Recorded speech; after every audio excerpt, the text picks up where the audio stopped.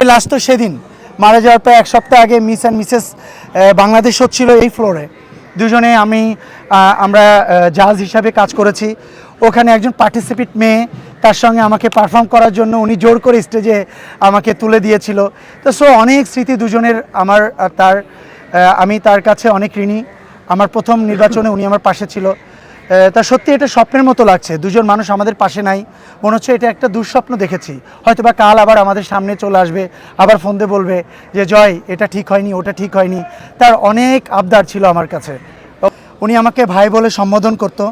উনি সবসময় আমাকে আমার ভালোটা মন্দটা নিয়ে কথা বলতেন। ওনার সঙ্গে মনে হয় এতটাই বন্ডিং ছিল যে মাসে 10 দিনই 15 দিনই আমাদের দুজনের ঝগড়া থাকতো। এবং লাস্ট মুহূর্ত পর্যন্ত যেটা হলো, আমিও জানি না যে লাস্ট শিল্পী সমিতির ইলেকশনে উনি সাংগঠনিক সম্পাদক দাঁড়াচ্ছে, উনিও জানেন না আমি দাঁড়াচ্ছি।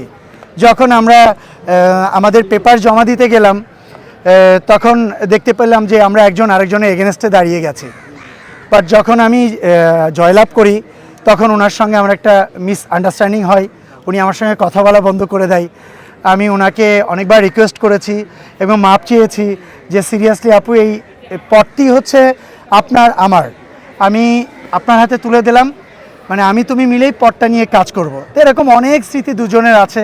এই লাস্ট তো সেদিন মারা যাওয়ার প্রায় এক সপ্তাহ আগে মিস অ্যান্ড মিসেস বাংলাদেশ হচ্ছিল এই ফ্লোরে।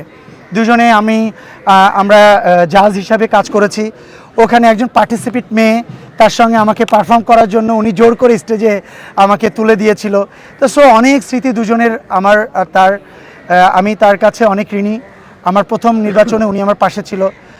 তা সত্যি এটা স্বপ্নের মতো লাগছে। দুজন মানুষ আমাদের পাশে নাই, মনে হচ্ছে এটা একটা দুঃস্বপ্ন দেখেছি। হয়তো বা কাল আবার আমাদের সামনে চলে আসবে, আবার ফোন দিয়ে বলবে যে জয় এটা ঠিক হয়নি, ওটা ঠিক হয়নি। তার অনেক আবদার ছিল আমার কাছে। ও অঞ্জনা আপু, আমরা জানি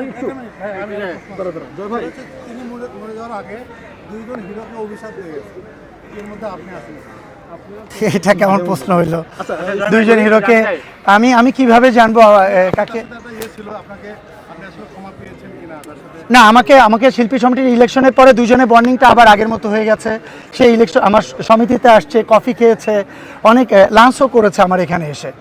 আমার সঙ্গে এরকম তার রিলেশন এতটাই খারাপ না যে সে আমাকে বোন হিসাবে যাওয়ার সময় অভিশাপ দিয়ে যাবে, এরকম কিন্তু কিছু না। কিন্তু আমরা জানি যে অঞ্জনা আপার মৃত্যুটা নিয়ে একটু রহস্য আছে, হ্যাঁ, এবং আমরা যিনি অঞ্জনা আপাকে গোসল করিয়েছেন তার মুখ থেকে আমরা স্টেটমেন্ট আছে যে অঞ্জনা আপার পিঠে কিছু আঘাতের চিহ্ন ছিল। এই বিষয়টা নিয়ে আসলে শিল্পী সমিতি কোনো কাজ করছে কিনা, বা তার সন্তানকে অনেকে অভিযোগ করছিল, হ্যাঁ, এই বিষয়টা নিয়ে শিল্পী সমিতির আসলে আমি এটা নিয়ে অনেক বেশি খোলাসা আছে। কারণ আমি আমার পেজ থেকে শুরু করে আমাকে অনেক জার্নালিস্ট ভাইরা আমাকে ফোন করেছে যে আপনার পদক্ষেপ কী, আপনাদের পদক্ষেপ কী, শিল্পী সমিতির পদক্ষেপ কী।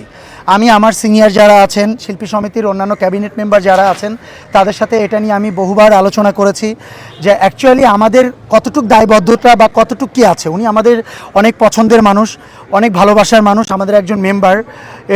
অতীতে উনি ক্যাবিনেট মেম্বারও ছিলেন।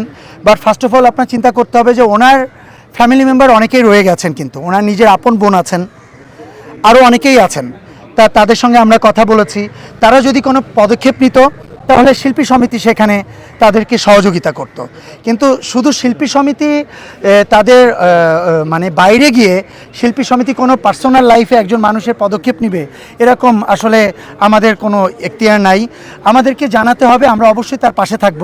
আর এদিকে একটা ব্যাপার আছে, যেহেতু উনি জাতীয় চলচ্চিত্র পুরস্কার পেয়েছেন, গভর্নমেন্টেরও একটা ব্যাপার আছে। সবাই মিলে যদি আমাদের শিল্পী সমিতিকে সাপোর্ট চাইতো, অবশ্যই আমরা শিল্পী সমিতি হিসাবে আমরা সাপোর্ট করতাম।